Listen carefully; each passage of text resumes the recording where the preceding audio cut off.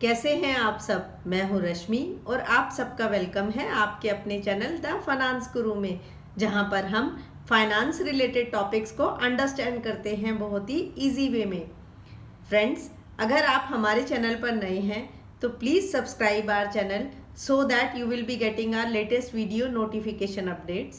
Friends, आज हम बात करेंगे एक बहुत ही इम्पॉर्टेंट टॉपिक के बारे में। GSTN goods and service tax network ने अभी कल ही डेटेड 24 अप्रैल को एक एडवाइजरी जारी की है, जिसमें उन्होंने क्लियरली अनाउंस कर दिया है कि अब जितने भी बैंक अकाउंट्स हैं उनका वैलिडेशन जो है इंटीग्रेट हो गया है विद जीएसटीएन के साथ। तो इसका क्या मतलब है और इसका आप पे और हम पे किस तरीके से इम्पैक्ट आने वाला है, इन सब बातों को समझेंगे इस वीडियो में। फ्रेंड्स, अभी हाल ही में जीएसटीएन ने एक नया फीचर इंट्रोड्यूस किया है, जिससे कि वो बैंक अकाउंट वैलिडेट करवा सके और ये पता लगा सके कि बैंक अकाउंट की डिटेल्स जो आपने अपने जीएसटीएन पोर्टल पे डाली हुई है वो करेक्ट है या नहीं।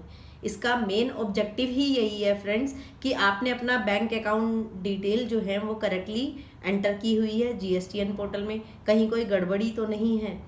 इसीलिए उन्होंने ये नया फीचर लॉन्च किया है कल ही 24 अप्रैल 2023 को। तो फ्रेंड्स, इसमें होगा क्या, इसमें जैसे ही आपका बैंक अकाउंट डिटेल्स जो भी एंटर्ड है उसको वैलिडेशन के लिए भेजा जाएगा, बैंक अकाउंट डिटेल्स को वेरिफिकेशन के लिए भेजा जाएगा, और जैसे ही वो करेक्ट होकर के आएगा, वैलिडेट होकर के आएगा, तो उसका स्टेटस का जो डिटेल्स है वो आपके रजिस्टर्ड ईमेल आईडी या फिर रजिस्टर्ड मोबाइल नंबर पे भेज दिया जाएगा बाय जीएसटीएन के द्वारा। Goods and service tax network के द्वारा आपको आपके रजिस्टर्ड ईमेल आईडी पे या फिर रजिस्टर्ड मोबाइल नंबर पे उसका स्टेटस बता दिया जाएगा। तो ये 4 तरीके के स्टेटस अब तक जीएसटीएन ने शेयर किए हैं।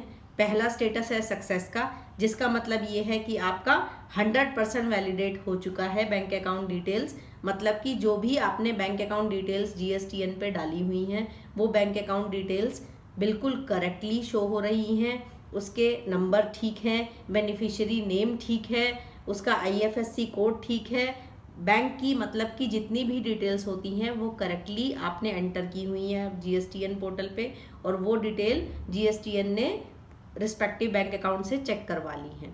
सेकंड केस है फेलियर का, कि इसका मतलब ये हुआ कि कहीं भी डाटा मिसमैच है, मतलब आपने जो बैंक अकाउंट नंबर दिया है वो मैच नहीं हुआ या वैलिडेट नहीं हो पाया आपके बैंकर्स के द्वारा। तो ये चीज़ हो गई फेलियर के केस में। इसके अभी हम रीजंस भी जानेंगे इस वीडियो में कि फेलियर जीएसटीएन ने किन किन कंडीशंस में बताए हैं। थर्ड स्टेटस जो जीएसटीएन ने बताया है वो है सक्सेस विद रिमार्क्स का।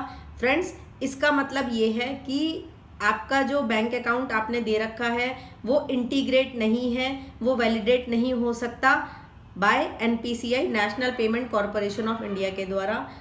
मतलब कि वो बैंक अकाउंट अभी इंटीग्रेटेड नहीं है फॉर दिस फीचर, जो कि वैलिडेशन का फीचर है बाय एनपीसीआई। तो इसलिए इस केस में टैक्स पेयर्स को क्या करना चाहिए, इस केस में टैक्स पेयर्स को एक ऑल्टरनेट बैंक अकाउंट देना चाहिए, जिसका कि बेसिकली करेक्टली इंटीग्रेशन हो और वो वैलिडेट हो सके बाय एनपीसीआई के द्वारा। तो फ्रेंड्स, इस केस में आपको ऑल्टरनेट बैंक अकाउंट नंबर देना पड़ेगा सो दैट इसका करेक्टली वैलिडेशन हो सके। फोर्थ केस है जो स्टेटस उन्होंने बताया है वो है पेंडिंग फॉर वैलिडेशन। अभी सभी का स्टेटस जो है पेंडिंग फॉर वैलिडेशन ही आ रहा होगा, क्योंकि अभी मोस्टली सभी टैक्स पेयर्स के स्टेटस बैंक अकाउंट की डिटेल्स जो हैं वैलिडेशन की स्टेज पर हैं, अभी वो अभी वैलिडेट हो रही हैं, उसका अभी स्टेटस पेंडिंग फॉर वैलिडेशन दिख रहा होगा। फ्रेंड्स, अब हम जानते हैं कि हम पोर्टल पर कैसे अपना बैंक अकाउंट स्टेटस जो वैलिडेशन स्टेटस आ रहा है उसको कैसे चेक कर सकते हैं। इसका आंसर बड़ा ही सिंपल है फ्रेंड्स। आप अपने जैसे ही डैशबोर्ड पर जाएंगे, माई प्रोफाइल में बैंक अकाउंट स्टेटस आ रहा होगा, उस पर क्लिक करते ही आपके पास आपने जितने भी बैंक अकाउंट्स की डिटेल्स या जानकारी भर रखी होगी वो बैंक अकाउंट्स की डिटेल्स वहाँ पर आपको शो होंगी।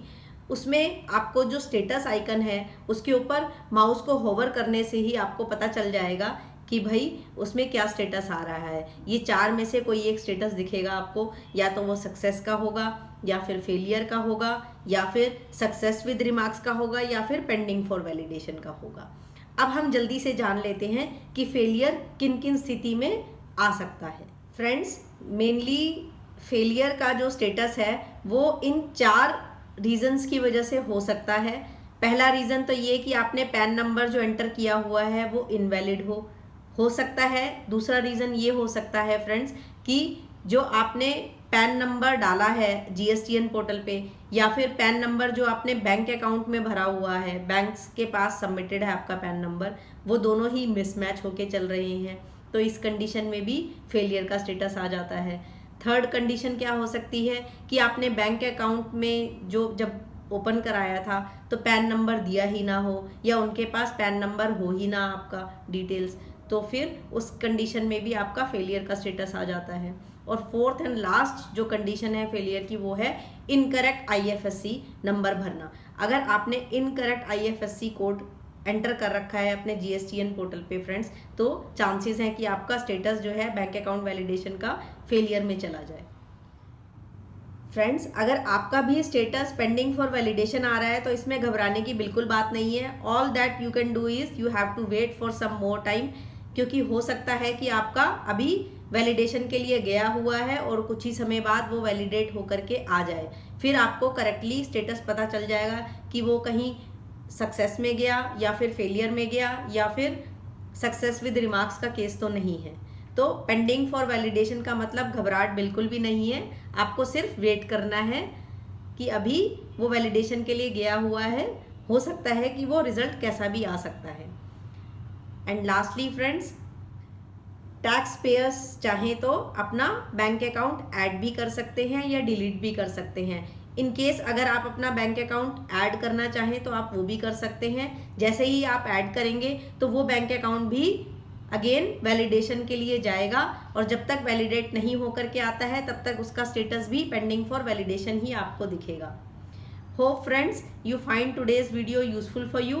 If so, please like, share and comment on my video and subscribe my YouTube channel. Thanks for watching.